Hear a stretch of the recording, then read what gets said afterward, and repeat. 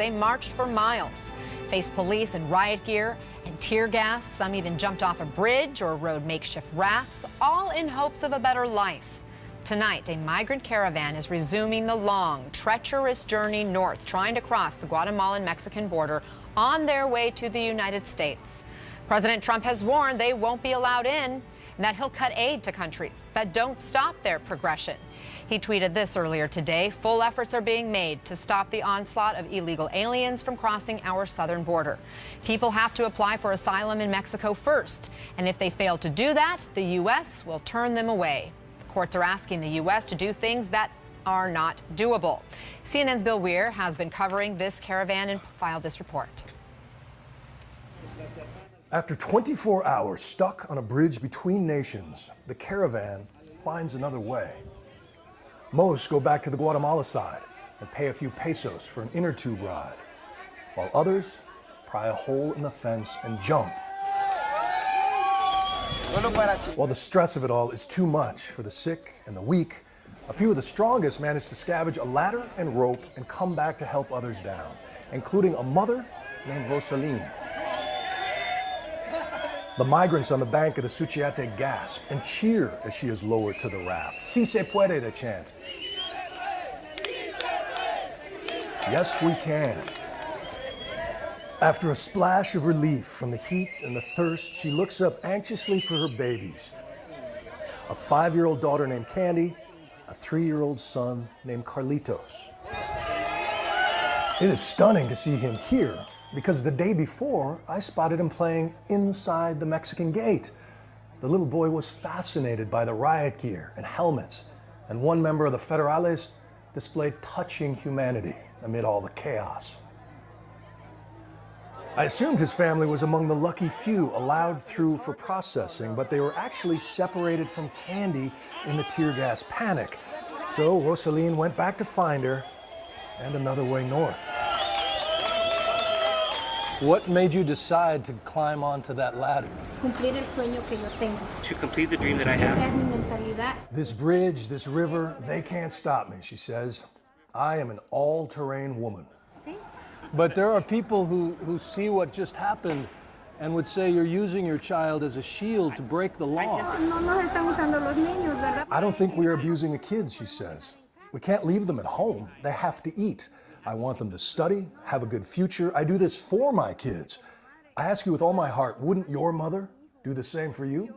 Do you know that President Trump is threatening to use soldiers to keep you out? And he has even separated families. He's taken children like these and away from their mother. Sí. You know this? Sí. She knows, but says we have faith in God. Puesta en Dios, porque solo Dios tiene- He has the final word. Sí. In town, they are met with cheers from fellow travelers and a bit of Mexican hospitality. There is shelter here, advice from human rights workers, and precious nourishment for the kids.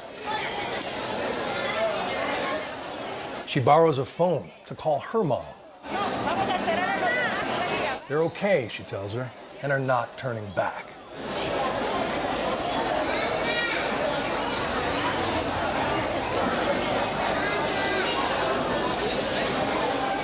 They will rest here for the night, waiting for the caravan's strength in numbers, and are back on the road at dawn.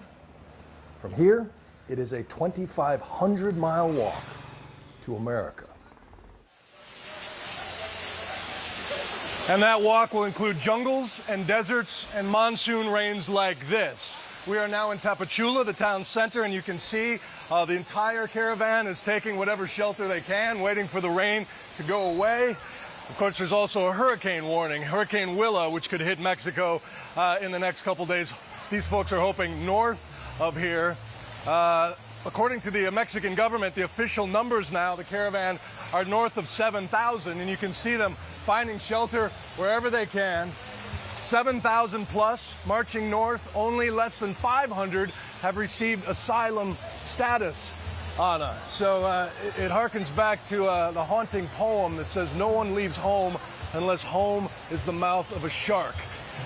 You can't imagine the fortitude in these people, the determination, ultimately the fate of their success probably rests with politicians in Mexico City and Washington, D.C., But this image, the big march, the numbers, most are oblivious to the fact that this will send a very strong message to President Trump and his supporters, who see this not as human beings looking for a better life, but as a horde of invaders, of hardened criminals and whatnot. But when you see that group and those drone shots, you get desensitized to all the stories. But there are 7,000 individual stories in this group here. Who knows what tomorrow or the next day will bring, Anna? Wow. I am so glad you introduced us to that family, Bill. Thank you for being there, for being our eyes, our ears, helping us understand. As you mentioned, it's still a 2,500-mile journey to the U.S. Any idea how the Mexican government plans to handle what is potentially becoming a real crisis? You know, President Trump tweeted that these people need to file for asylum, need to go through proper channels, or they will be turned away. But by the sheer size of the numbers, you see what a problem that is in terms of management, right? The federales, the Mexican official police, they weren't stopping these folks. They were really just trying to keep them safe. I saw officers giving apples, or you saw the kindness they portrayed to one kid. Hola, hola, ¿cómo está? ¿Cómo está? So it's anyone's guess how far they'll get, when they'll be turned away. The Honduran government was trying to claim that 2,000 had been sent back already, which is kind of hard to believe. There were only 3 buses we saw at the intake center in Ciudad Hidalgo. So that is kind of hard to believe and hard to confirm right there. But this is going to play out in the coming days and weeks. Bill Weir in Mexico, in Guatemala, and the Mexican-Guatemalan border. Thank you for your reporting. Keep up the good work.